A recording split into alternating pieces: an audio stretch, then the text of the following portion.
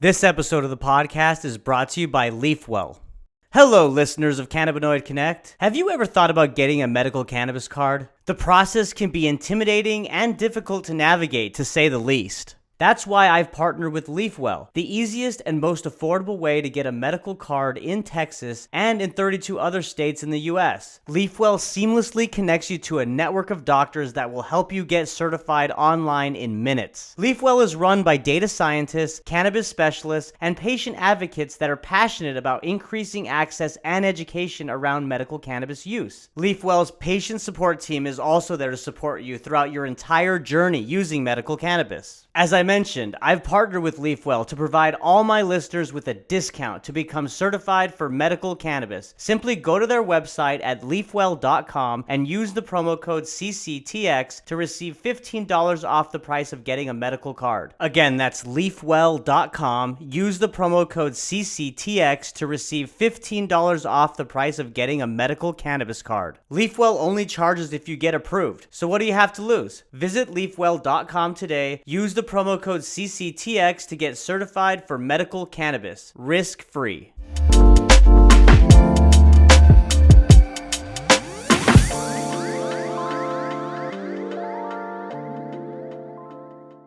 Paul, Seng, how are you? Good. Great, Kevin. How are you? I'm doing well. Thanks so much for making time for me today. I'm really excited to be talking to you both. And what y'all are doing within the Boston Beer Company in terms of this new subsidiary, Teapot, THC-infused tea in Canada. Pretty exciting stuff. Yeah, thanks for having us. We were just getting started with launching Boston Beer Company's first ever cannabis infused product. It's kind of a very important moment for our company as we expand beyond our core business of alcohol. And no, we're grateful that we could chat about it. Yeah. Can't wait to dive into it. And before we do, let's kind of lay the stage here and give our audience, listeners and viewers a little more insight into your backgrounds. So, who'd like to go? Saying you want to go first? Ladies first? Yeah, I'll go first. Yeah, I've been in the CPG business for over 20 years, quality, product development, research, so very diverse skill sets. And I was really happy in 2018 to join the cannabis industry. And it's been quite amazing and really bringing those skills to the cannabis industry. And because one, we're making a beverage and bring those um, kind of the quality, the product development research from a big CPG company to the cannabis industry, which I think is very important. So first with Tilray and then with a joint venture with AB InBev, where we developed ready to drink products, tea, infused tea, and also quick dissolve powders. So those formats there. And then last year I joined the Boston Beer Company, and it's been amazing there because they do know how to develop beverages and cannabis. It's been so exciting. Yeah. Absolutely. Yeah. Paul, how about you?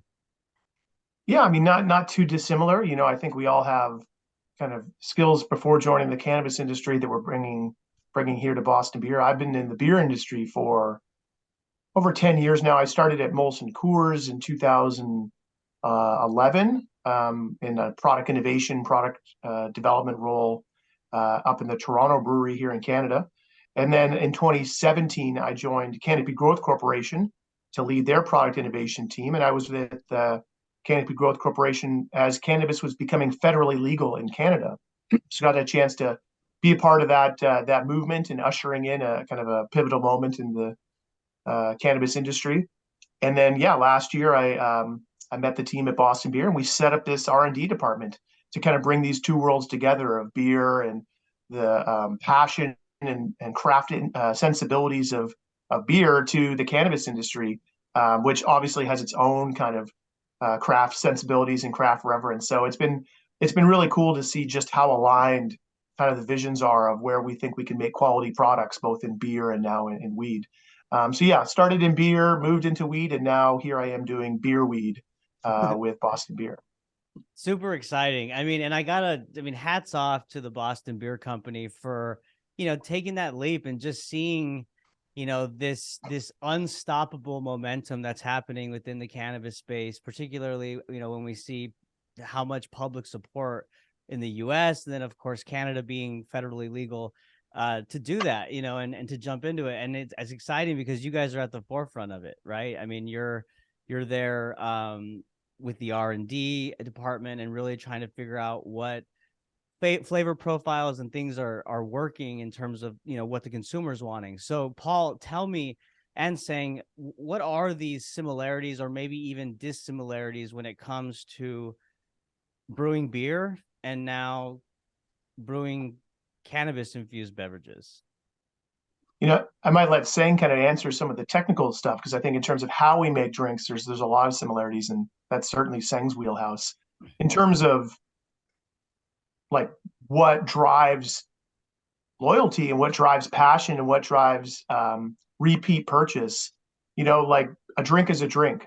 And I think regardless of if it's infused with alcohol or infused with cannabis, the idea of what it means to tell a product story, add value to that consumer's experience, um, deliver a great tasting product that makes you want to come back to it time and time again, um, and tell your friends and share with your friends. That's kind of the history of beer is all kind of built around that kind of communal, friendly reverence, and I think that's where we're starting to see those similarities. Is become as cannabis is becoming more normalized, as the stigma is starting to become less. People can start to be more vocal and passionate about where they're what they like and start to share those experiences. So I think that's on the consumer side of things. That's one of the best parallels is just how passionate those loyal drinkers can be and how it transcends just alcohol, moves into cannabis and anything. Yeah, that makes sense. That communal aspect as well, right? I mean, like you said, you're with your friends or family or your loved ones, and you're enjoying the beverage. You're kind of reminiscing together and saying, "What's your take on and what's your perspective on that?" Yeah, for me, for example, cannabis is an oil that doesn't mix with water, but you require an emulsion technology. But that's not new to the food industry. Emulsion technology has been around in the food industry, in the foods we eat. We just don't realize it. So, that technology needed to be a little bit tweaked, but it's not new to the food industry. So, very similar that way. And really, at the end of the day, cannabis is an ingredient in our beverage, and we still want to make a great tasting beverage, and that's first and foremost, and that's common. Bring over to any other non-cannabis drinks is first and foremost, you want it to taste great. So I think this is something, Boston Beer is going to do really well for the category. Is there's been a lot of product launches that might not have been the best tasting out there. It was maybe like first to market, or some people, companies who are launching who aren't as familiar with producing a great tasting product out there. So this is where a little bit, new to the cannabis industry is producing a great tasting beverage. So yeah, we definitely bring in the previous technology and knowledge from the food industry, such as making emulsion, but also elevating the category by producing great tasting beverages. Mm-hmm. Well, you both mentioned, entering the cannabis space. I believe saying was 2018, and Mhm. Paul, I think it was before that. But how have you seen this space evolve over the years that you've been in it, particularly in Canada? Well, I think Sang and I were kind of at different, but very similar roles and in different companies before meeting at Boston Beer. And I think a lot of if you and I had had this conversation, I think Sang and I talk about this quite a bit, actually, just in our private conversations about just how far we've come in terms of the sophistication and kind of leveling up of kind of the product maturity. Like 3 years ago, Kevin, if you and I were talking about making cannabis drinks, it would be much more about like existential, like, is it stable? Will it blend? Can we make it at scale? These are things that we didn't really know how to do like 3 years ago. And because of, technical minds like Sang and a lot of the kind of brilliant people in the cannabis industry, we no longer really have to worry about these existential questions. And now you're starting to see the nuances of drinks. There's just a lot more variety. There's a lot more quality drinks out there, things that are a little bit more sophisticated in terms of kind of their flavor profiles. And you have a wide variety. If this was 3 years ago, it was a lot of just like lightly flavored seltzers Right, that right. were, really barely holding together in terms of stability. But that's kind of my perspective. I don't know, saying how far you think we've come, but it's been pretty cool for me to watch. Yeah, honestly, it was, really a startup situation, going really fast pace and just putting product out in the market. But now it's a lot more, the pace has slowed down a bit. So I see better products coming to the market. People are taking their time, making sure this is what consumers want, rather than just flooding the market with, trying to be first to market. So really, I see now a little bit more thought put into the products that are being launched. And I think this is just amazing. Like, we benchmark, we constantly pull products out from the market and taste them. And it's getting better for sure. In the past, people were just launching products. They more maybe they didn't know as much about, products didn't know as much about like the taste of surfactants or emulsifiers. And now people are starting to understand the balance and, flavor profiles. And as we benchmark, we're just seeing better products out in the market. Yeah, it's like That's I think we're just becoming better masters of our medium, Kevin. Like our brewers at Boston Beer have been doing this for 40 years, and we've been doing it for 3. And the idea of just how far we've come in terms of understanding our medium, how to make a better product, how to make a product, and listening to consumers, kind of getting that dialogue, listening to retailers. But yeah, I think it's really just maturing. I think just seeing us improve every day. That's the word I was going to use. Yeah. I mean, it's just a sign of maturity. I mean, overall, and that's the natural kind of progression, right? I mean, in an industry that's burgeoning like cannabis. And I want to touch on one thing that you said, Paul, and that's like the testing process, right? Or getting the consumer feedback. I mean, I would imagine that that is a pretty detailed and strenuous process because flavor matters, especially in beverages, right? So, I mean, maybe you can both talk to this. Like, Teapot's vehicle is tea, right? So why tea, and what did that process look like to formulate the current flavor or flavors that are available? Well, Sing can talk to how we make it, but I'll tell you about kind of why we chose that path because I think there's 2 very different kind of thought processes there. Um, Boston Beer is a well-oiled product development machine. We make not just beers like Sam Adams, but we also make Twisted Tea, Angry Orchard hard cider, Truly hard seltzer, products that have tons of consumer love and adoration and purchase. So the process of making a new brand or a new drink is, one where we do ask a lot of questions, and we survey a lot of people, and we do a lot of market research. And cannabis, particularly for a new consumer, I mean, this, Kevin, is pretty intimidating. And there's also a lot of confusion around time of day and will this put me to sleep or will I be up all night? And this idea of the right pot for the right occasion is something that is, you kind of learn over time. What we learned through talking to consumers and kind of regrouping and rethinking about it was tea is very similar. There's a lot of similarities in terms of how tea applies to different times of day. There's morning teas, there's evening teas, Mm-hmm. up, down, relax, uplift, however you want to kind of phrase it. And so we really like this parallel of time of day and tea. So teapot pairs the right tea with the right pot for the right occasion because we know that our consumer probably is not going to know about terpene profiles or what's going to drive uplifting effects or a bud tender might be confusing them when they start to get really in the weeds of things. But a lemon black tea that we call the Good Day Iced Tea by Teapot, hopefully we can make that crystal clear the time of day that it's intended for and give them confidence in what to expect in the experience.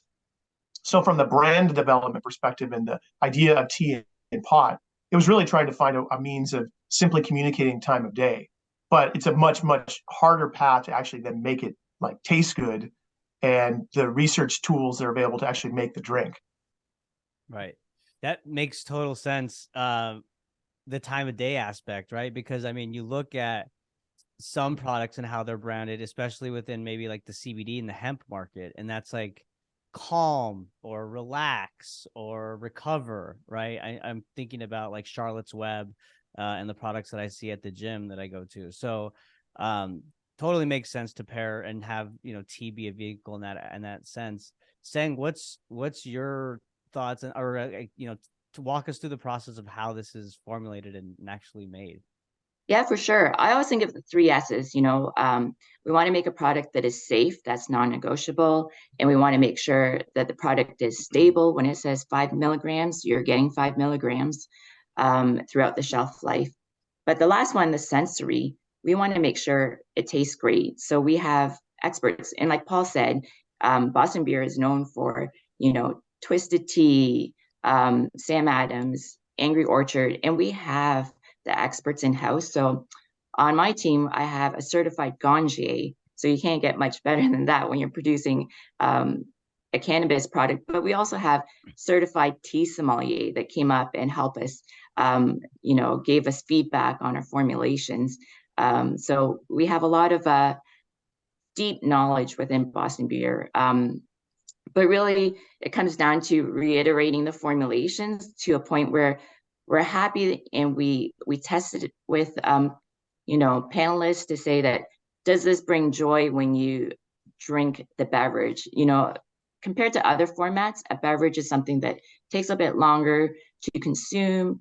You really want the consumers to enjoy it. So really, to me, the best thing and the most rewarding thing with developing a beverage is if it brings joy to consumer. If they drink it, they remember it, and it creates a memory in them when they drink the beverage, and it'll bring them back to the product for sure. So definitely, it's been really, really for me, doing the panels, when people drink it and they're like, "Wow, this tastes great." Like, they don't expect that from a cannabis beverage, but the feedback for our first launch has been amazing. So yeah. That's great. And what is that product? What's the flavor profile for So that? our first product is a lemon black tea made with Pedro Sweet Sativa. So and the feedback has been, I think people are super surprised at how great a cannabis beverage can taste. Yeah, sounds like You it. know, I really like what Sen kind of said, which is that when you talk about the time in your mouth or the time that it takes to enjoy a cannabis product, most cannabis products are pretty one and done, right?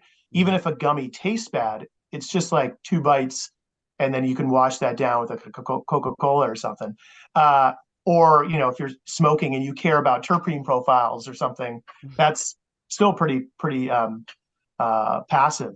But a drink is like savored and slow, and even if you drink it fast, it's still a few minutes of consumption. So the importance of the taste, more so than any other product class in cannabis, a drink really has to be delicious, because you're not.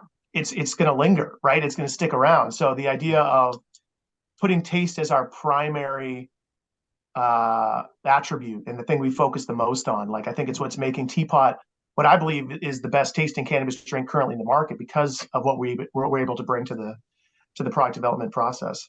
Yeah, the savoring part is so true. I can't tell you sometimes where I've been to trade shows in the cannabis industry and they're handing out like THC beverages or CBD beverages, and you taste it and it's like soapy, and like even the texture itself isn't good, right? And again, that's I don't think, I mean, it's still a growing and it's a growing sector within the industry that people are just trying to figure out, right? But to your point, saying, I mean, the Boston Beer Company having so many resources and so many experts to really help move that process along is a huge differentiator for you. And it sounds like you're really innovating. And I want to ask you, Paul, I think I heard on one podcast you're featured on, you talked about this go slow approach to the infused beverage market in Canada. So tell us about how Canada is consumers are receiving the product, what you're hearing, and what maybe the next plans are in terms of expansion. Like, when can we start trying Teapot in the U.S.? That's a great question, and I think first, like, we're a U.S. based company, Kevin. Like, have no mistake, and our whole mission here in Canada is to ready for when we can enter the U.S. market. But we're also a very patient organization, and we're doing just fine in the U.S. with our alcohol sales. So our focus in America, our core business is selling, great tasting alcoholic beverages across the country. But we kind of also see the future in front of us, which is why we have this R&D group based in Canada. So in terms of our market entry into the U.S., there's a lot of things regulation-wise that have to change for we actually find a pathway. And then, we don't need to be first to enter the U.S. market. We believe the cannabis industry is in it for the long term, and we're in it for the long term. So just because a door may open doesn't mean we're going to be the first to rush through. There's going to be a lot of interesting things, I'm sure, that are going to happen over the next couple of years. But we're really happy with what we're seeing in Canada. The cannabis beverage category in Canada is doing really well. It's a much bigger share of the overall edible category than what you'll see in the US. Regulations are improving around cannabis drinks to allow bigger purchases. So the category is a really healthy one in Canada. And then Teapot in the first few weeks, as Seng alluded to, has been doing really well. We're really loving the retailer feedback. We know we've got a great product. We know it tastes really good. But to see retailers proactively seeking it out, trying to pull it into their stores and get it to their drinkers and their patrons, it's been really encouraging. So, we're just a few weeks into the launch here, particularly in Ontario, which is kind of a core market for us. But it's a healthy and growing category, and we're starting to get a lot of love from dispensary owners. So things are going great for us here in Canada, but have no mistake, like our goal is still very much to win in the U.S. market. But we're just we're not rushing through the door to kind of get there. I see. So it's really like going back to it's test market, getting the product nailed down, dialed in. And it's not really necessarily waiting for federal reform, right? I mean, because obviously there's 19 adult use states and then there's medical states, but it's just the right time, you're saying, kind of just like you said, it's a long game, right? Yeah. Well, let me put it this way. The pathways for accessing the U.S. market for companies like us, meaning publicly traded on the New York Stock Exchange, a sizable U.S. business with shareholders and a board of directors and a lot of things at stake in a core business that could be at risk. We're not as risk tolerant to just to really push the boundaries. I see. But we like to see the precedents being set by some of our peers. We're really encouraged by people pushing those boundaries. And yeah, to your point, you now have basically half the U.S. population living in legal states and 2/3, if not more, supporting legalization. So we know that there is a momentum that continues to build. Our path is not that dissimilar from the rest of our peers on the New York Stock Exchange. So it's we'll see what that looks like. Makes sense. Yeah. Well, as we wrap up, I want to ask you both what you're seeing and saying you mentioned that, you've traveled to the US and you've been to some of these states that have gone adult use. And Paul, you mentioned at the beginning how you're seeing some of the stigmas being lifted in this area. So let's talk both Canada and US stigma wise, and then Seng, from your perspective, what you're seeing in terms of maybe the culture of cannabis in the States compared to Canada, or just, differences or similarities in that regard. Yeah, I can talk about so this year traveled quite a bit to the States, Boston, Chicago, San Francisco, Las Vegas, so kind of all over the States there, and really, visiting dispensaries, looking at the beverage category, which is really, really small. It's in the States, you might get one or two cannabis beverages out in a dispensary. And I think that has to do with not being able to cross state lines, where in Canada, you can cross provinces. So in the cannabis market, you see the coolers of cannabis beverages, and there's quite a lot of choices. Anyone who comes up from the States is quite surprised when they walk into the dispensary and they see all these choices of beverages. So it's a little bit easier to launch a beverage in Canada because of that. But also the biggest thing that everyone really talks about is the potency cap. So in Canada, it's 10 milligrams. And in the US, you see up to 100 milligrams in a beverage. So I went down and I tried the the 100 milligrams, but for me, I sit at about 10 milligrams per beverage. And when I drink a little sip from 100 milligrams, it's so unsatisfying for me. So I don't really mind this 10 milligram cap because I could have one or two or three a night, where in Right. the States, it's just like this little sip and the experience is very unsatisfying for me. So that's the Right. biggest difference is like we do see more, 10 less than 10 milligrams, and we see more sessionable beverages in the Canadian market than in the States. So getting ready to buy multi-pack and having more than one a night, and it's just a more enjoyable experience. So that's the biggest difference I see from Canada States, the more option and the lower potency.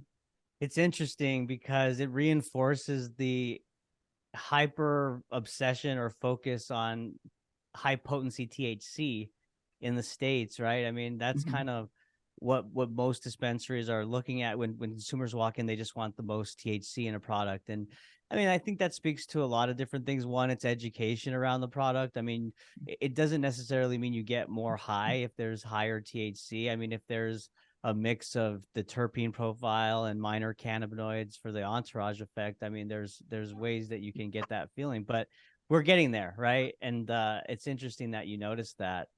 Paul, what are you seeing in terms of stigmas being lifted both in the US and in Canada? Well, this high potency stuff, this trend is, I think, speaks to a little bit of I don't want to say red flag, but certainly a truth, a sales truth, right? We talked about support for legalizing cannabis is at an all-time high. But the volume and frequency of purchase and who's really buying the majority of cannabis products in the legal markets are frequent cannabis consumers, people Right. who smoke or consume cannabis basically every day. And so these higher potency 100 milligram drinks or 30% THC flower or, you know, shatter wax pens, like all this stuff is catering towards a higher frequency consumer, not the vast majority of the population. And I think that's what I really am fascinated by and encouraged by with the growth of the drinks category. We think drinks, particularly low dose drinks, not these 100 milligram, power drinks, but lower dose cannabis drinks are about destigmatizing, about introducing a form factor that's welcoming, inviting, not offensive to others. We forget, and I think the longer we're in the industry, the more we forget. A lot of people really are repulsed by the smell of cannabis. They hate the smell of cannabis. I love the smell of cannabis. I do Most too. most most cannabis people love the smell of cannabis, but vast majority of people like are offended by the smell of cannabis. So to have a low dose cannabis beverage, it doesn't smell like weed, it doesn't taste like weed. It's got a friendly, inviting narrative, and it's certainly not trying to, you know, rock the system. We're here just to kind of preach a good message and bring a product into the limelight. I think drinks are a great vehicle for breaking the stigma. And one thing I really do want to call out, Kevin, is kind of what's the one area of stigma that we can focus on as a company or as a brand. And we've really chosen to focus on the area of records pardoning. So in the United States, there's this movement towards mass pardoning, where you might have a presidential thing or something from a governor that says, all the people are in my jurisdiction are going to be pardoned. That did not happen in Canada. Actually, in Canada, there's a laborious amount of paperwork that's required for you to get your criminal record removed. And that costs money and that costs time, and it's very confusing. So we've actually partnered with a group called Pardons Canada, and Pardons Canada facilitates record removal, record expungement, criminal record removal for past cannabis crimes. And we'll be doing a clothing merch drive in a couple of weeks, where all proceeds from that will go towards Pardons Canada to help remove criminal records from people with past cannabis use. So if any of your listeners are curious, they can go to drinkteapot.com to see our merch and maybe buy a sweatshirt or something that can give it to that cause. So I think drinks are a great vehicle for overall stopping the stigma. And then, the one area that we've chosen to focus on is records pardoning. And check out our website if you want to support it. Such an important initiative. I mean, that's one thing, of course, in the U.S. that is a hot and heated debate, and that's the 4,000 or 40,000, excuse me, cannabis offenders who are still locked up, while like we talked about earlier, 19 states are online. There's a lot of businesses that are making lots of money. Do you have a ballpark or a sense of how many uh, people are locked up in Canada for cannabis Well, offenses? in Canada, we don't have as many locked up because it's our criminal just our like Different, prison yeah. system in Canada is a little different, but it's a little bit more mundane, but very important. So let's say you smoked a joint in the 80s, Kevin, and got a criminal record. You might not be able to enter the U.S. You might not be able to go to Disneyland. You might not be able to go to a baseball game. Um, there's an estimated 500,000 Canadians that are just everyday, that have jobs, have lives, have mortgages, that might still have a criminal charge related to cannabis use on their record. So the So, the example you gave with Disneyland, is that a Canadian law or is that a US border law? well, it's a U.S. border law because they might address your criminal record in Canada. So the idea of addressing these minor instances of a criminal record, but still, we have a process for removing it. That process is costly, takes paperwork, takes a little bit of expertise. Pardons Canada helps facilitate that, and we're really proud to help them kind of subsidize some of those costs with this clothing collaboration. That's amazing. Yeah, definitely check out the website, and we'll at the end, of course, do another line of where we can find this information. To close out, I want to ask you both. Are there any plans in the future for producing beverages that include the minor cannabinoid, the CBDs, the CBNs? Are we only sticking to THC? Well, I would never say never to any innovation for sure. And definitely we're seeing a little bit more minor cannabinoids in the market. Um, again, talking to what Paul said about consumer research, we want to make sure that we're putting products in the market that consumers want. So, if we're seeing that consumers do have an uptake, I think there's some education that has to go along with it because consumers don't really always understand the minor cannabinoids and what that means. But definitely, yeah, it's not out of the questions to look at the minor cannabinoids in our beverages for sure. That's Yeah, and exciting. I'm a passionate Delta 9 THC. It's the most honest cannabinoid. It does the trick. I Same. think there's a bit of meme cannabinoid going on. What's the flavor of the week? Is it CBG, CBN, THCO, THCV? Whatever acronyms we can come up with. I think that the nuances for me when I think about it, one is uh, claims and not being reckless with a product claim and what benefit we think a certain cannabinoid can do. I think there's a lot of yada yadaing right now around what specific cannabinoid benefits can be. And then, yeah, how simple it is for the consumer to understand too, right? Like THC, again, it's pretty straightforward. You get it. It's pretty consistent, especially for a new consumer. But these things are selling. They garner a premium, and there's a lot of passion at the bud tender level for talking about these new trending cannabinoids. So I think you just have to tread lightly. But if the commercial opportunity was there, we absolutely would look into it. Yeah, I mean, why not? And I don't discriminate on the other cannabinoids. I'm with you. I'm more of a Delta 9 THC guy myself, but I mean, you're right. The claims are what really bother me. I mean, there have been studies where, THCV, for example, is an appetite suppressant, right? Where you don't get the munchies, it actually helps you with your diet and losing weight. And so like they're starting to kind of figure these out by literally isolating the cannabinoids and then seeing the efficacy and seeing what they do. So I think that's really smart to your point saying about like, you would never say never to this type of innovation because there could be a point where we are, that key and lock effect where we really know what these cannabinoids do and they're dialed in. So really enjoyed the conversation with you both. And I mean, before we go here, is there anything else that's top of mind or something that you want to leave the audience with? No, I think like Paul said, drink teapot. There's to learn about the product teapot, to look at the merchandise. I love the logo. I think this is a product where the brand and the product just came together really well. So yeah, check out the website. Yeah, check out Awesome. drinkteapot.com and learn about Teapot, but also check out our Pardons Canada collaboration. That'll be up in the middle of this month. So hopefully the timing works out. But yeah, no, I think learn more about what we're up to. Check out our drinks. If you find yourself in Canada, ask your bud tender, ask your dispensary if they carry teapot, and I'm sure they can pull it in. Awesome. Yeah. And we got to get y'all back on, in the next year or the coming months to really just give people an update, a progress report as to new flavors or new things that y'all are working on. So, Yeah, and Kevin, we have to get you up into Canada. I think you said you've never been to Canada before, so I think I it's know. time. Exactly. And I know my first stop for sure. I'll be looking you guys up. So, really appreciate it. And thanks again, and enjoy the rest of your day. And thank you all for listening. Thanks, Kevin. Bye. Thank you, everyone. Bye.